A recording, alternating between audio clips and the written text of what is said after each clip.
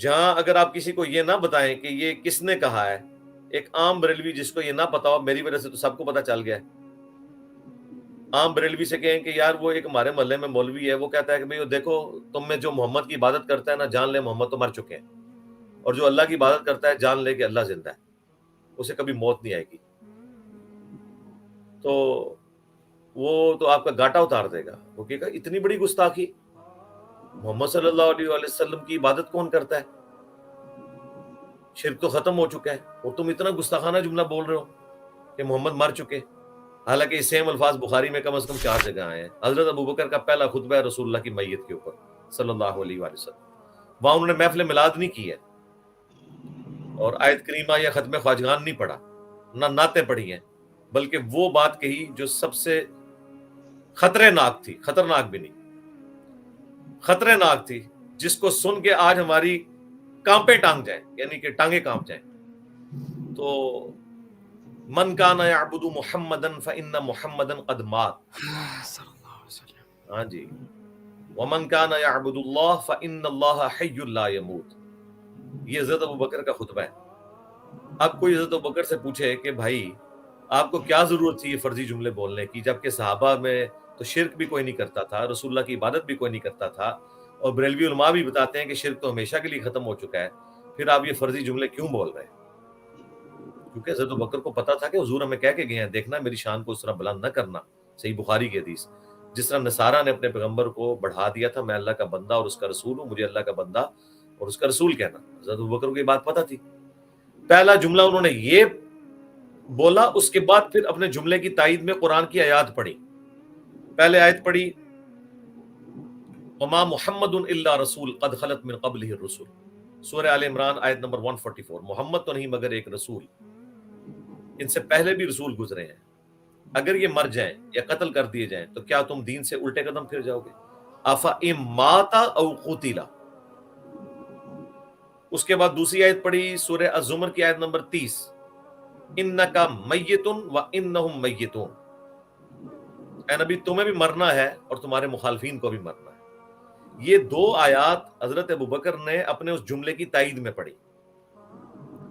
ہم اس طرح کا جملہ بول دیں تو لوگ کہتے ہیں کہ قرآن اس میں تو کہیں لکھا نہیں ہوا، یہ انجینئر صاحب خود سے جملے بنا بنا کے پیش کرتے ہیں، کبھی یہ کہتے ہیں جناب منی گاڈ، ٹھیک ہے جی، کبھی یہ کوئی ٹرم ڈیوائز کرتے ہیں، یہ ٹرمز قرآن و سنت کے دلائل کی روشنی میں ڈیوائز کی جاتی ہیں باتوں کو سمجھانے کے لیے۔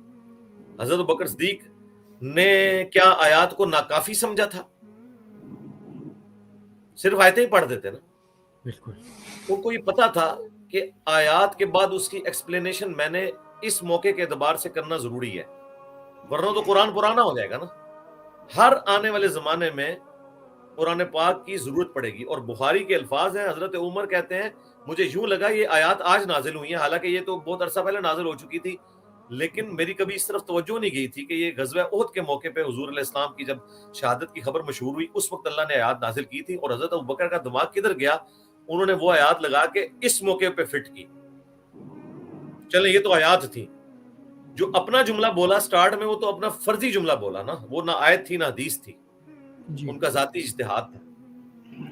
اور میں نے یہ حدیث تو بخاری سے بیان کیا نا، یہ حدیث جب المستدرک للحاکم میں آتی ہے نا، اس میں تو تفصیل موجود ہے کہ یہ آیات کن موقع پہ نازل ہوئی تھی جب حضور علیہ السلام کی شہادت کی خبر مشہور ہو گئی تھی، کیونکہ آپ کو زخم اتنا لگا تھا کہ آپ بے ہوش ہو گئے تھے، خون زیادہ نکلنے کی وجہ سے بلڈ پریشر آپ کا لاس ہو گیا تھا۔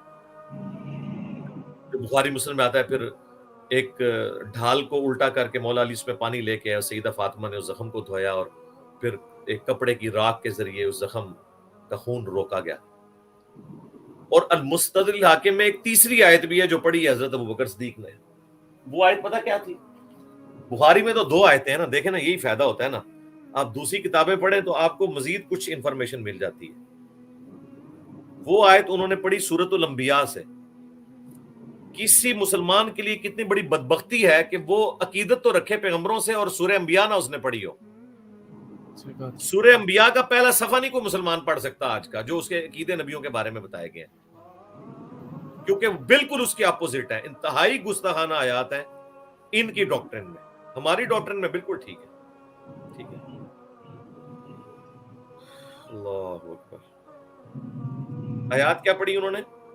آیت نمبر 8 پڑھی سورۃ الانبیاء پارہ نمبر 17 کے پہلے صفحے پہ، سورۃ نمبر 21۔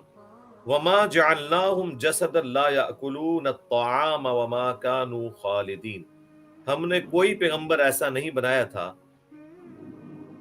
کہ اس کا جسم ایسا ہو کہ وہ کھانا کھانے کا محتاج نہ ہو اور نہ وہ ہمیشہ رہنے والے تھے۔ اللہ نے کیٹاگوریکلی کہا کہ تمام پیغمبروں کو ہم نے یوں بنایا کہ ان کے جسم کھانے کے محتاج تھے، اور دوسرا وہ ہمیشہ رہنے والے نہیں تھے، موت ان کو آ گئی۔ یہ آیت بھی حضرت ابوبکر نے پڑھی، یہ حاکم میں یہ روایت ہے۔ صرف نبی علیہ السلام نہیں، سارے انبیاء کے بارے میں عقیدہ ہے یہ کہ ان کے جسم روٹی کھانے کے محتاج تھے اور ہمیشہ نہیں رہے۔ تو جو روٹی کا محتاج نہ ہو اور ہمیشہ ہو وہ اللہ ہوتا ہے، اور جو روٹی کا محتاج ہو اور ہمیشہ نہ رہے، اسے موت آ جائے، وہ غیر خدا ہوتا ہے، وہ پیغمبر ہوتا ہے۔ سورۃ المائدہ کی آیت نمبر 75 میں تو عیسیٰ علیہ السلام کے بارے میں آیا نا کہ وہ اور ان کی ماں روٹی کے محتاج تھے، کھانا کھاتے تھے۔ یہاں اللہ نے تمام انبیاء کے بارے میں ذکر کر دیا۔ حضرت ابوبکر صدیق نے تیسری آیت یہ بھی پڑھی۔ اب مجھے بتائیں، یہ سیم 3 آیات آج کے دور میں من و عند اسی الفاظ کے ساتھ ترجمہ کرتے ہوئے کوئی پڑھ سکتا ہے؟ آپ اگر یہ کہہ دیں نا محمد مر چکے، لوگ کہتے ہیں تو مر جا۔ ایسے ہی قرآن میں لفظ ہے افَإِن مَاتَ إِنَّكَ مَيِّتٌ۔ ان ظالموں نے گستاخیوں سے بچنے کے لیے اس کا ترجمہ کر دیا، اے نبی تمہیں بھی انتقال فرمانا ہے اور تمہارے مخالفین کو بھی مرنا ہے۔ اندازہ کرو کیسی ہوشیاری سے ترجمہ۔ انتقال کا مراد ہے کہ ادھر سے ادھر شفٹ ہونا ہے۔ اگر یہ وصال فرما جائیں، یہ شہید کر دیے جائیں، اندازہ کریں، یعنی وفات بھی عربی کا لفظ تھا، اللہ نے وفات کی بجائے لفظ استعمال کیا اماتا۔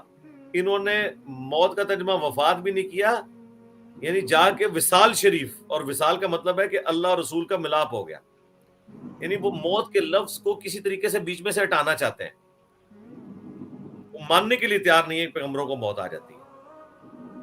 آپ کسی کے سامنے بولیں وہ کہتے ہیں وصال فرما گیا، بلکہ وہ تو بزرگوں کے بارے میں کہتے ہیں کہ فلاں سن میں فلاں وصال فرما گئے۔ اندازہ کریں، آپ درباروں کے بارے میں کہتے ہیں شہید کر دیے، آپ کہنا دربار توڑ دیے، وہ کہتے ہیں نہیں، یہ توڑے کا مطلب شہید۔ انہیں کہ شہید تو حلال چیز ہوتی ہے، جو خود ہی حرام چیز ہو اس کو توڑنا شہادت کہاں سے ہو گیا؟ جبکہ صحیح مسلم میں حدیث ہے کہ میں تمہیں منع کرتا ہوں قبروں پر عمارتیں بنانے سے، قبروں کو پکا کرنے سے اور ان پہ بیٹھنے سے۔ اللہ کے نبی جس کام سے منع فرما دے، وہ کام جو بندہ کرے، اس کو جو ریورس کرے، اس کو یہ کہیں گے کہ اس نے وہ مزار شہید کر دیا ہے۔ شہید تو کوئی حلال چیز ہوتی ہے، حرام چیز تو نہیں شہید ہوتی۔ ایسے ہی لیکن اب یہ ساری وہ باتیں ہیں جو کتابوں کے دین میں، یہ کتابوں کا خدا ہے جو اس طرح بات کرتا ہے۔ بابوں نے تو صدیوں میں کیا سے کیا دین کا حلیہ بگاڑ دیا۔ لیکن اللہ کا شکر ہے، میں ابھی بھی کریڈٹ دیتا ہوں یوٹیوب کو، دنیاوی تعلیم کو، کہ لوگوں کو تھنک آؤٹ آف باکس کرنے پہ مجبور کیا۔ ادروائز جس طرح پچھلے 1000 سال سے یہ جانور کے جانور تھے، ابھی بھی انہوں نے جانور ہی رہنا تھا، اور ان جانوروں نے اپنی جگہ جانوروں کو ہی اپنا جو ہے وہ وارث چھوڑ کے جانا تھا، اگر یوٹیوب حافظہ اللہ نہ ہوتی۔